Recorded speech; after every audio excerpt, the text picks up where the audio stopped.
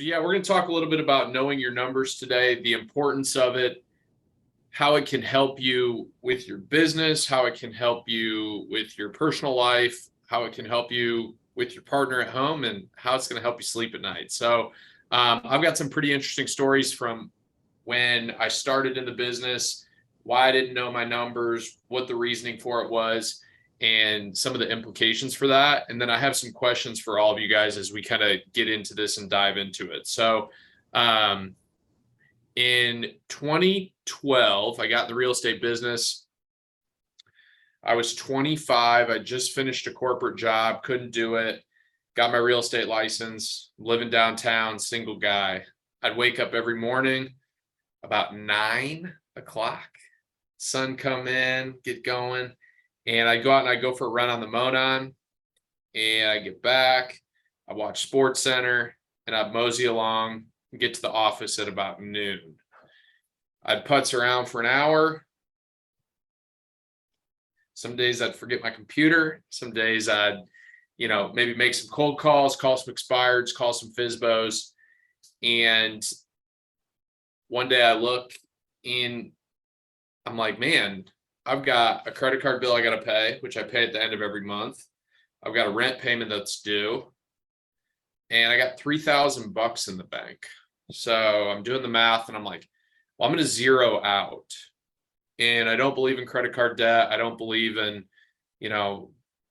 personal loans, things like that. So I'm sitting here and I'm going, what am I supposed to do? How do I get around this? What do I do? So fortunately, I call a buddy of mine, and the question, if you guys ever seen the movie Rounders, when they ask, hey, how much money, I need a loan. My buddy comes back and he says, I'll give you $1,000. And I immediately was like, hey man, $1,000 is very generous, but I need way more than that. Like, I'm not quitting this real estate thing. I'll just figure it out. Can you give me $5,000? And then if I need more, I need you to do that too. Guy's like a brother. He's like, yeah, but you got to come take it from my hands. He lived in Valpo at the time. I lived here. I jump in the car and I drive north, and I get to Valpo, and we do what's famously known as the exchange. And it's never been forgotten to me. He gave me the money and I went to work the next day, kept working, got out of the real estate hole. No longer broke. I'm doing well. Fast forward 2016, I have a meeting with a new financial advisor, and he's like, hey man, like, you're doing great in your real estate business. Everything's going well. Can you send me your budgets that you have, your personal budgets, your business budgets, your checking accounts, your credit card statements, and we'll create a personal budget for you and try to lean out some of your spending. I'm like, yeah, I think I have a spending problem. I feel like I'm making a lot of money, but man, every single time at the end of the month, there's not enough money. So we go back and he keeps asking, Alex, can I have the information on your checking account, see how much money's in there? And I'm like, yeah, I'll send it to you. Well, I was avoiding sending it to him because there was no money in it. There was like $2,500. And in 2016, I can tell you because I track everything, but real quick, in 2016, I did $9.3 million of volume on 43 transactions, grossing as a business just under $300,000 in commissions. 2015, I did $7 million, grossing $200,000 of business. So why don't I have any money? And what's crazy is while all this was going on, I had a semi-annual life insurance payment that was due. It was $8,500. I had a quarterly tax installment due, and I had no cash. So what did I do? I folded shop on my life insurance policy, which looking back was one of the stupidest financial decisions I ever had to make in my life. But it was the only way out. I folded it. I took the value of that, of whatever cash value was left, and I turned around and I paid my quarterly tax payment, and I moved forward with everything that I had to do. So we're going to pivot a little bit. Story time's over. I have a couple questions for you guys. Who here, and I'm going to ask specifically somebody like Rob or somebody like Austin or somebody that wants to jump in and provide any value here. Who knows exactly how much money you need to make every single year and every single month to live? And that means your investments, that means your taxes, That means your family. That means trips. That means all of that. Does anybody know that? Yeah, I do. It's a matter of just micromanaging all of those aspects of my life. Um, if you know me, follow me on social media, you know I travel a lot. So to be able to afford and do those things, that has to be micromanaged, because if not, it gets out of hand quickly. So yes, Awesome. How do you track it? I actually have a productivity tracker, and then my husband Todd, he's my accountant. So I have help with that, because trying to do all of those things on my own, I recognize that it's just I'm either in the business running my business, or I'm in the business doing my business, and so I have to have help with that. That's amazing. It's awesome. And it's a testament to you as a business owner, but also it's why, like you said, you have the flexibility and freedom to do the things that are most important to you as a person, right? We oftentimes get identified in real estate based on the success that we have or the number of houses that we sell or the volume of real estate we do, right? Like if I were to call somebody in this chat and say, "Hey man, how's it going?" The first response for so many of us is, "Man, I'm really busy," or "I'm having a great year," or "the market sucks." It's never like, "Oh man, I'm going on a trip. I've got all this flexibility. I've got this balance in my life. We just had kids. We just did this." It's never that. Our identity is so often, and I think it's such a detriment to our industry. Like we often identify our own successes based on what our real estate business is. Austin, kudos to you, man, because one of the first things you said is we love to travel. This is who I am. This is what I like to do. You can't do it if you don't know how much money you make. You can't do it if you don't know how much money you need to make, I think is a better way to put it. Who else here tracks their stuff? Yeah, I track or more or less our budget. I would say I've gotten a little sloppy with it lately. However, my wife Whitney and I, we usually a few times a year we'll just make sure we update it, and or at the beginning of the year try to look at, okay, this is what our budget is, and these are maybe some big expenditures coming up per month. Things like, gosh, what is it? Your car registration that typically for us comes up in July, like things that you may not necessarily have every month, but that you have to plan for in order to make sure you're not getting surprised. But that budget is kind of what, and we include similar to Austin, we like to travel as much. It's been less with kids. Also probably why some of it's gotten a little bit sloppy for us because it's ever changing now that we have kids, but we try to have that as tight as possible. And we'll meet with each other and try to have a drink or two and make it fun, because it can be stressful, but to talk through it so that we better understand what we need to do as a family, me specifically with real estate and her now with her business, to meet that budget and or exceed it, so we have enough for our savings, investments, trips, everything else outside of our bills. And then work backwards and reverse engineer everything from there. Why do you think you had said that it can be stressful, it can be hard, it can be uncomfortable? Why? Why do you feel that way? Is there a reason? Is there a thing? Is there a thought that's tied to it? Anything like that? Uh, Gosh, good question. I don't know. I mean, anytime you talk about money and production, it can get a little frisky, I guess, when you're talking about everything that you're doing. You start analyzing your day, you start analyzing your actual production and what you're doing, but then also, like, from a budget standpoint, you're talking about, okay, well, we need to spend or save this amount in order to still go on trips or whatnot. And that can be, depending on how high or low that is, that can cause a little bit of stress. It puts pressure on me, I guess. I feel like it puts pressure on her as well. I mean, anytime you just talk about money just going out, you're like, oh my gosh, I worked so hard for all of this and I'm still not, making enough, or I'm barely making enough, whatever that might be. I wrote down the word fear, right? Like money is something that it's like what we've convinced everybody to believe is that money is not the root of happiness. Money is not a route or a path to happiness. And that's a totally different conversation. But if you're operating your business and you have an understanding of what your budgets are and what your financial needs are as a family, it's substantially easier to run and operate your business. So the next question I have is, if anybody in here tracks their business and tracks their sales and their commissions, who knows what their average commission has been since 2015? Who knows what their average BAC was in 2016 on a transaction? Does anybody know that? Answer is probably no. And so I wrote down a quote here, and the best predictor of future success is your past behavior.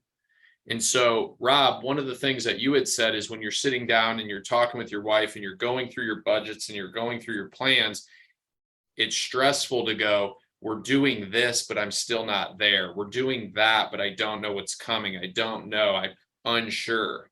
But if you track your business, guys, I've tracked every single sale and every single commission since 2013.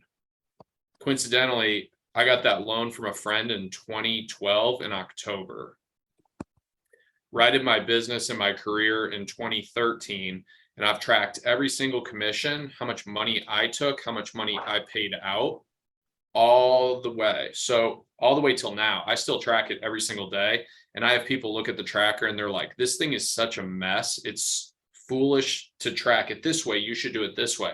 But for me, I get to look every single day at my business tracker for my personal and for my team. And I have an understanding of how much I can expect to do every single month. And so now I've accumulated 9 years worth of data to know that when everybody in our industry starts taking vacations and taking breaks, slowing down, because it's this time of the year when the business it comes to a screeching halt and it's more of a grind. And it's like, I need to get to the first of the year and I need to start over. I just want to get to the holidays. I can look and say December characteristically since 2013 has been one of my biggest months every single time, every single year. But I know that because I have the sales data and I have the information that I track. And so when people ask the question, like, why do you track BAC? Because I can look every single year and say, if I want to make $500,000 or I want to make $200,000, and the BAC in 2013 was 3.1% on average, and now it's 2.65%, that's an extra half point that I need to make up over the course of the year for every single transaction that I do. So when I track my data, I don't just say, yeah, I sold 15 million last year, I want to do 18 million this year. There's reasons behind those goals. So they're not just goals that are thrown on a board. They're not on a vision board. There's reason behind them to say, if I'm going to put them on a vision board, if I'm going to have the goals, I'm going to have them intentionally. And oftentimes we set goals that sound great, but we need to set goals that are intentional and purposeful, because then it becomes easier to pursue those goals. In line with that, yeah, go ahead. Yeah, jump in. I find the book Profit First really helpful. They talk about like working your numbers backwards, setting a budget, and then creating buckets on like operational expenses and then paying yourself first. So paying out like a dividend, or at least having an account that if you're saving towards investment properties, vacations, whatever it is you have, you're not living off of your full capacity of like a account set aside for that. Absolutely. That's one of the things I love about that. I've done quarterly taxes with my accountant since 2015.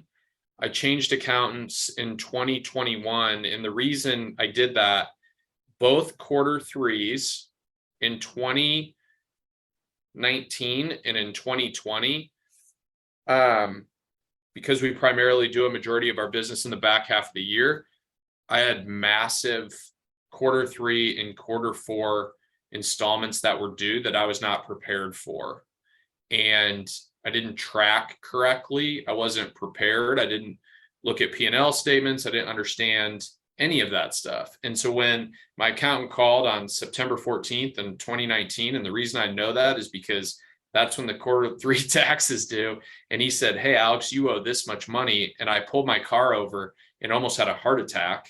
And then looked at my business account and thought, well, that's how much money's in there. Why did I not prepare for this? Why didn't I know it? And one of the best lessons I ever learned from that guy was, Alex, you're not an active participant in your own personal financials. So he's like, you make more money than you spend, and that's great. But if you don't understand how much you're making and how much you're spending, or why you're spending it, or why you're making it, you're never going to get ahead. And so oftentimes you hear people saying, man, I want to get out of the rat race. I want to get out of this constant need to make a buck. This is how you do it. And so rewinding all the way back to the 2016 story that I told, one of the things that we analyzed was that, and this is just going to be real raw data, I was spending about $22,000 to $23,000 a month. And that was my personal investments. That was my business expenses. That was my taxes. And it was all lumped into that. So what I learned was I went through that, and it was completely embarrassing. I was spending thousands of dollars a month going to the bars and writing them off and saying, these are client events, and these are, oh man, client, I'm trying to get a client, I'm marketing and I'm doing this. But what I learned really quickly was I was spending money on stuff that had no financial return. So when somebody that's helping you track a budget says, hey, Alex, you spent $1,000 at Kilroy's. Hey, Alex, you did this at Brothers. What's going on? I get excited around my friends. I think there's an opportunity to get business from somebody. You slap the card down like you're the big dog. And it's like, you look back and it's like, am I getting a return out of any of this? No. And one of the big things that you'll always learn is what gets measured gets improved. So when I go back and I look at those things, it's like, man, I had a lot of fun, but I was broke because of it. And being broke isn't fun. And so it's like, how do you make those changes? So what we immediately did was, in the first month, between the first month that I started my tracking to the second month, I trimmed out $3,000 of fat, $3,000 worth of excess spending. And I cut that out. And then I started to reallocate that money to other things. So when Drew came along in 2018 and he said, hey, Alex, you should look to come to EXP, I knew that if I can drive my monthly down by doing the same amount of business, this is a wise financial decision based on what I'm trying to grow and do. So I knew that after 2016 and into 2020, I needed to generate, as a business owner, $20,000 of commissions every single month. So that calculated based on my numbers to $9 million, which shook out to be in the ballpark of like 45 transactions based on my average sale price and average commissions. And it shook out to be in the ballpark of 3 to 4 transactions a month. Guys, do you understand how powerful that is when you have a terrible client, to know how much you need to do to satisfy and live your life and take care of your family? When the client calls you at 10 o'clock, disrespectful, answer the phone, I need your help, I need this now, I need. And you look at your kids, or you look at your wife, or you look at your friends, and you're like, man, I'm never present about anything because I have so much of this in my life. It's the stuff that we don't think about, right?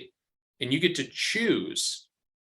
So if you have a big March and you do 8 transactions, and you have a big April, and all of a sudden it's September, and you've got a client that's wearing you out, and your wife says, Rob, why are you working with this client? Austin, why are you doing this? Oh, it's because it's what I do. Is it? Is there a reason that you're doing it? No, it's just the addiction and the pursuit of the business that we're also prideful to do. So that's one thing I would encourage you guys. If you know your numbers and you can track every single thing that you're doing, it's like down to the fine detail, guys. And this doesn't happen overnight. It starts by building it out and then just tweaking and making changes throughout over the years to understand, here's things I'd like more of. Here's things I'd like less of. It's a great way to stay organized. And it's crazy. There were so many times in those years when it was like this waning in the balance of how much money was coming in. And, you know, you got a bill that's due, and then you got a transaction that falls apart. Your friends want you to go on a vacation. You got a transaction that falls apart. You got bills that are due. How stressful are you? How easy are you to work with on the other end of a transaction when you get that news? And oftentimes, guys, it's the financial strain. Who has some stuff here about what they track, what they do, things that work for them, things they love? Jump in and share. I'd say right off the bat, I have a similar to yours, but definitely not as in depth forecasting sheet that tracks my previous sales for the year. And then, you know, kind of like what you guys are talking about, we've got a family budget that we know how much we have to make each month, and we budget quarterly. So, you know, I look, okay, hey, thankfully our bills are paid through January right now.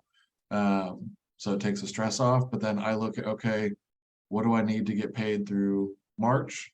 And then I track all of my forecasts so I can see, you know, how much do I need to have for the entire year, so that, you know, as a family, as soon as I hit that goal for my monthly budget, we know exactly what we need each month to pay the bills. That way, once all that's done, then we can start saving for the next year's vacations and, you know, home projects and things like that, so that we can plan ahead of time. Some people tell me I'm a little too granular with it, but it takes the stress off of my wife, who, you know, as a stay-at-home wife, she can focus on the kids. But I think in the end, just knowing what is, you know, in my future for business helps me say, okay, how much more lead gen do I need to do? How many more clients do I need to get into the pipeline? Because any good business, you should have a forecast looking out, saying, okay, hey, how much business do I have coming in the pipeline? You know, it's not just, oh crap, I don't have any transactions right now. It's like, well, yeah, I've got a listing coming here, I've got a new build, I've got this, I've got that.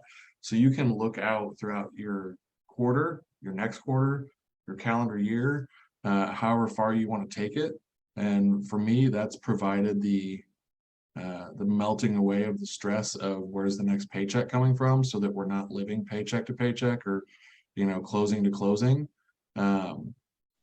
You know, and it's offered us the ability to start, you know, truly putting money away into our 401ks or our Roth IRAs, and, you know, planning for our future, you know, and then saying, okay, hey, now we can go get a flip house. You know, now we can go do this. Now we can go buy a rental. So those are the next conversations in our family, to where we can say, okay, how can we get to the next step? You know, the taxes are not an issue. You know, we know what's coming every year.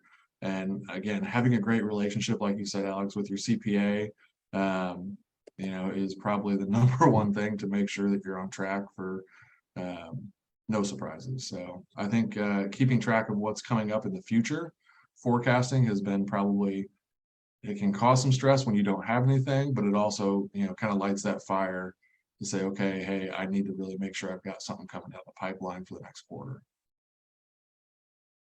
Man, I love it.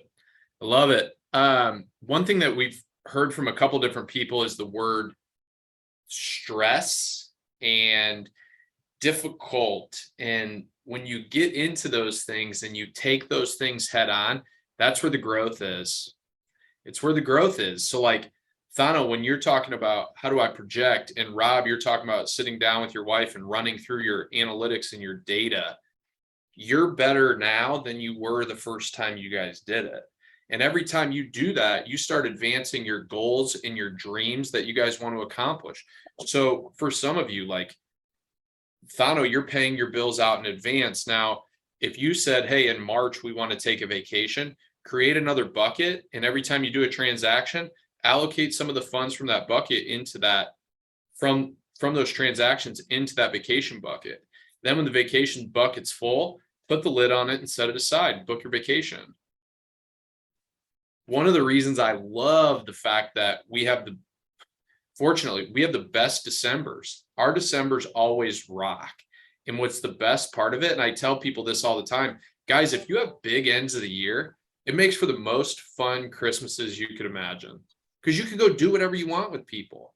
You could do nice things for your clients. You can do things for your family members that you never thought you could do. You could say, hey, we're going to go on a trip, or you could invest the money. You could call your financial advisor. In 2018, January 1st, I'll never forget it. 2018, January 1st, I sat on the couch. I paid off every single student loan I had all at one time. Had a really big December, had the funds, had the time, had the tracker, looked and said, January's good, February's good, we're rocking and rolling. I got this much money. My parents had some student loan balance for me. I wiped it all out and I called my mom and dad, and my dad started crying. He's like, what are you doing? I was like, we're rocking and rolling, baby. But it was because I could project that stuff out and know those things. And if you're doing those are the things that you're able to make happen in life for not only you, but your peers around you. Transactions become easier. Your conversations with clients become easier. And in addition to that, guys, sometimes deals get stuck where a buyer and a seller won't budge and an agent won't help. But if you can project out and say, I've got 6 pendings, I've got 5 clients, and we're $1,000 away, I'm going to kick in my own money because I'm in a position to do it. Because I've tracked, I'm prepared, I'm organized, I'm structured, and I can do this. And so you can start making dreams happen for so many different people by just knowing how important all this stuff is. Can I jump in there on that, Alex? Yeah, for sure. I just popped in there and Thano saw me. You probably saw me in the background. I grabbed something off my bulletin board. So talking about making dreams happen. And this is a complete brainchild of Alex and Thano and Daniel and the entire Lockstep team. We have created what's called the scorecard. And some of you have probably seen this. I've shown this off at some of our meetings. Rob, I think you saw this. Drew saw this. Ford Ness, you saw this. Matt Phillips uses this. Crystal uses this. This is a foolproof safety net for how to track the things in your business that matter, right? So on there, we have meeting attendance, our Lockstep meetings, attending the state meeting, outreach to agent, industry, or vendors. The goal would be 2 a month. Those connections, like tracking that. Client-focused actions. Are you doing coffee drops? Are you doing open houses? Are you doing notes and calls or direct text messages? And then 1 hour a week partner work within the Lockstep team, and then KV core and client documents. So from a high level tracking your business and productivity to understanding how much you need to pay for life insurance, all the way down to how many thank you notes you're sending out a week matters. Yeah, I'd like to chime in there too, Austin, because you and I have talked about this. When you showed me that, I really loved it. And I mentioned to you, I used to work for a recruiting and staffing company. And recruiting, it's like matchmaking. It's just like real estate. So there's so many parallels that when I talk to people about real estate, I often kind of reflect back myself. And I remember when we used to have to fill out reports every single week, like this, when I was in that industry, and it was exactly like that. So I think other things that I hear are like planning, right? That might eliminate some of that fear so that you can go out and do the things that you want. So these, what you just showed, are things that kind of help guide and keep that North Star, if you will, to say, if I do these things, then I'm going to be successful. It may not be today, it may not be this week, but I hear this all the time, right? What you're doing now, you're going to see the benefits of 90 days down the road. And if you keep doing those things, that's going to lead to your success. We had a points tracker, and it was like if you had 15 points, you could go down the sheet that you just showed and say, all right, I got 1 point for, or 2 points for like taking somebody to coffee. And somebody wasn't just somebody to check off a box. It was like you had to be self-disciplined enough to know, okay, am I going to take somebody to coffee to check off a box, or am I actually going to do this to advance my business? And knowing that, it also helps you eliminate the noise, right? Like I see that there's only 2 boxes for, I think, vendor events, you and I've also talked about this, especially as a new agent, there is a lot of like noise and distraction, and you got all these lenders and different inspection companies and vendors that are coming in to say, meet with me, do this. I want you to work with me, work with me, work with me.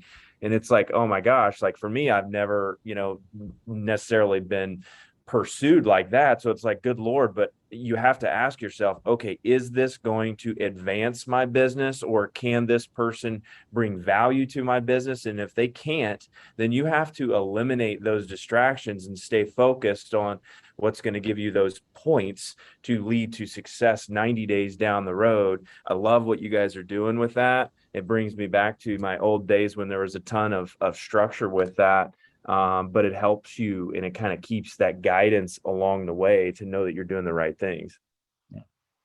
Yeah, I wrote down productive versus busy. And that is something that you could get caught up in our industry so fast. You go to breakfast, you go to lunch, you go to beers, you go to happy hour, you go to this, you go to that. Guys, track your income generating activities. Go for, and this is talking about like, we're advancing the conversation between just tracking money and tracking sales and tracking data, but tracking your income generating activities, right?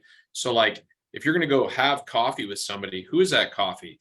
I get asked often from lenders, hey, can we get this? Can we get together? And what I've realized is like that hour and a half that I spend driving, sitting, doing, conversing, like if you look at the dollar per hour that you generate as an agent, sometimes that's not the highest and best use of our time. So, those are things to think about, and they're things to get real about. So then it's like, I have all this time because I stopped doing some of those things. What are things that I should do? Write notes to people, call your past clients, call your friends, hold open houses, do your database, things like that, and then start tracking those analytics, because those are free activities that you can do that don't cost any money.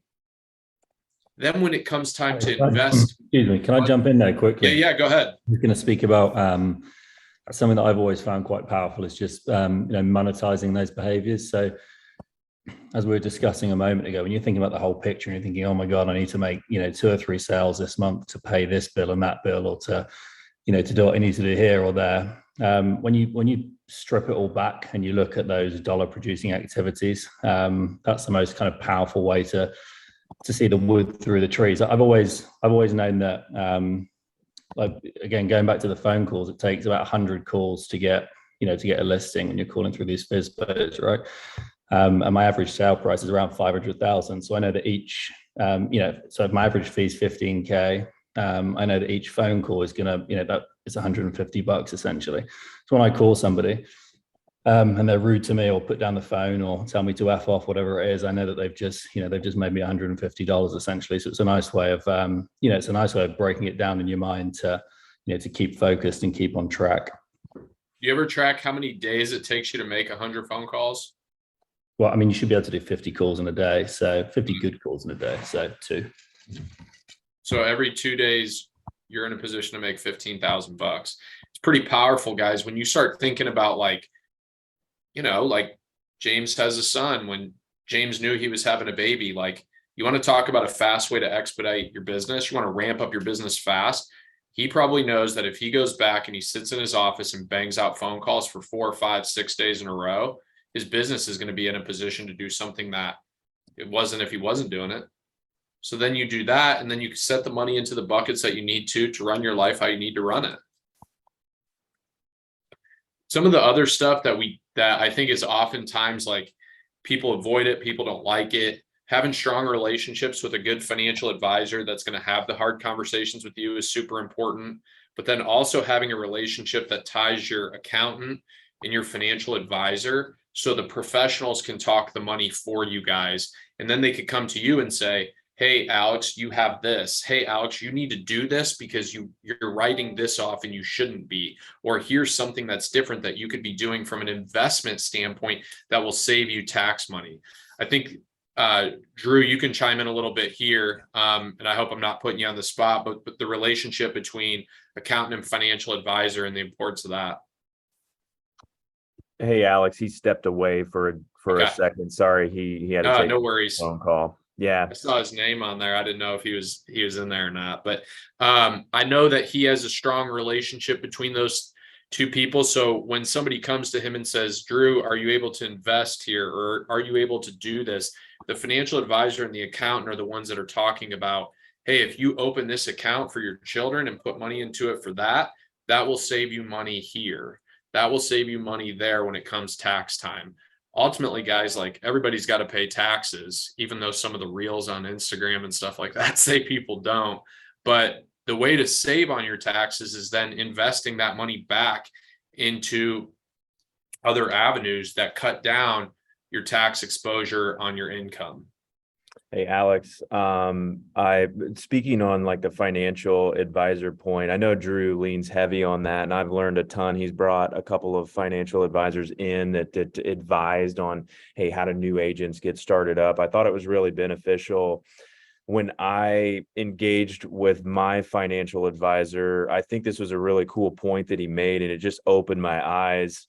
Like, when you talk about any successful company, everybody has that board, right? Their board of directors. And that's one thing that for me was like an eye-opening thing. Like, why in my life do I not have my own board of directors?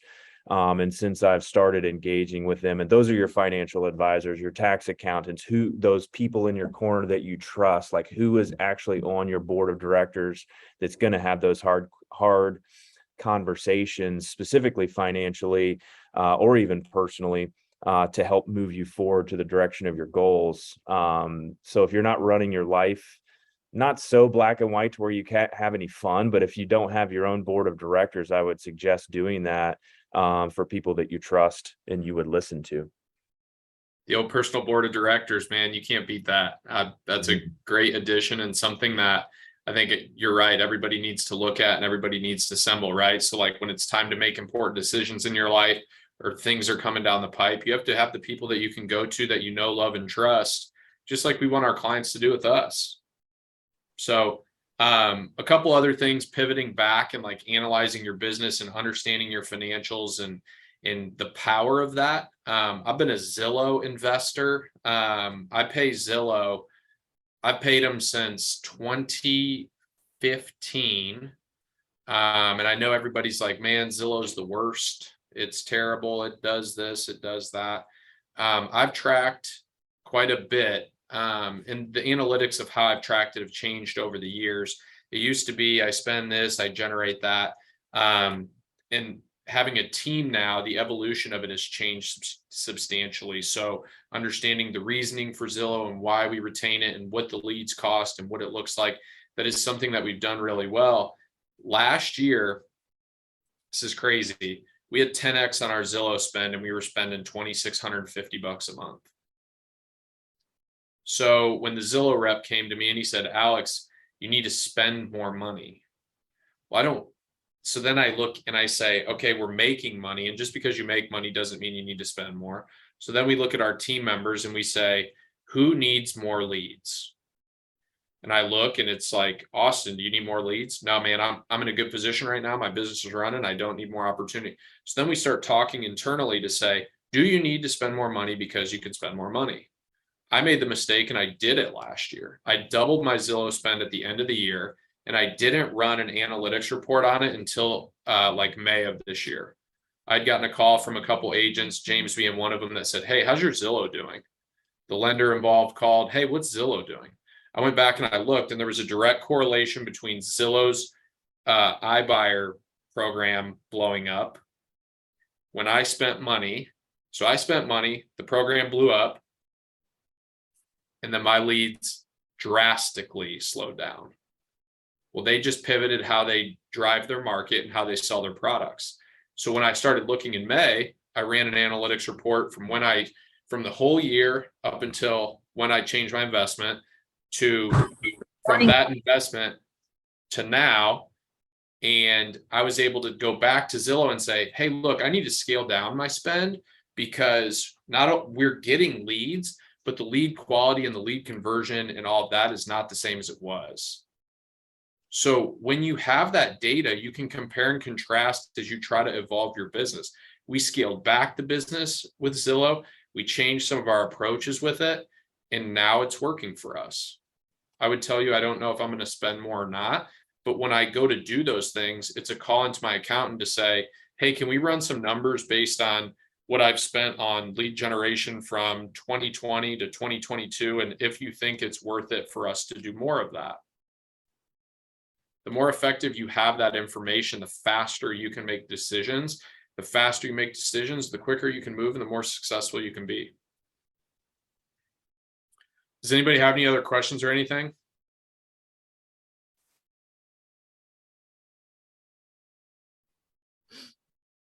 No. Are you using Excel to track your stuff mostly, or is there a program that you use? So I use my one tracker document that I use is an old Excel document.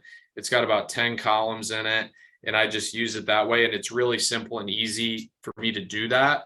But I also use QuickBooks for my business. So my accountant actually delivers me a P&L statement on the first of every month from the previous month. And then we have scheduled conversations with them based on that data. So what they do is I've integrated them with EXP's transaction tracker that is in Enterprise. And then they pull all the information out of that, and then they put it into active P&L statements that I can analyze. So I use my like high level data to keep me sane and help me sleep at night. And then I have scheduled calls with them every single month. Gotcha. Excel is an easy way to keep everything right in front of you. Yeah, that's something you can export a lot of this. That's what I've done in the past, is exported all my sales from MyBore into an Excel spreadsheet and then kind of broken it down from there. You can track, each month, and then like you were talking about earlier, the commissions that you're making off of each one. It's nice to have that available, and then you can kind of see, all right, what months to focus on. When I'm getting lazy, not doing anything, it shows 90 days later. Has anybody used the Hurdler app? I think Drew, maybe I talked to him about that. It's to track a lot of the real estate activities. It's an app. Forget who we were at lunch with. I don't know if any of you guys were there or not, but we were talking about using that. I haven't done it yet. I was just curious if anybody tried that. I think it's called Hurdler. The other thing you can do is, if you like whatever credit cards you're using or whatever business bank accounts you have, when you go to pull, like each month, you can pull that data, and those credit card companies will put that into buckets for you. So it'll have like entertainment or food or whatever, and you can organize your budgets that way. So since 2016 up until the last probably 6 months, my team admin Donna would give me every single month, it would be a tracker of personal and business budgets. And the only thing I was looking for is if something stood out versus another month. So some months I'd get it and I'd be like, the heck is that? And I'd go back and I'd look, or why is this so inflated all of a sudden? Oh, we went on a trip. Oh, we went out with friends. Oh, we did this. Oh, we did that. And then I would get a 12-month screenshot that was running over time. And I was constantly able to evaluate those things. So, and she did all of that through Excel. So she would pull all that data out, organize it all together, and then update everything monthly for me. And guys, like once you starting it's the worst. It's a pain. It is a challenge. But like once you start, you can then go back and look at everything and say, okay, I spent $3,000 a month on lunch. What am I doing? I'm going out to lunch. I could do this. I can make my lunch at home. I could change this. I can do that. I could take that money and I can invest it into leads. Oftentimes people from our business perspective don't want to invest back in their business to generate opportunity, but you can find the money in there if you can look at it every single month. And once those documents are involved, like once they get started, they start evolving. You can start going. I mean, I remember 2016, I was spending $1,500 a month on my business card and $1,500 a month on my personal card in meals and entertainment. Translation: shots at Kilroy's.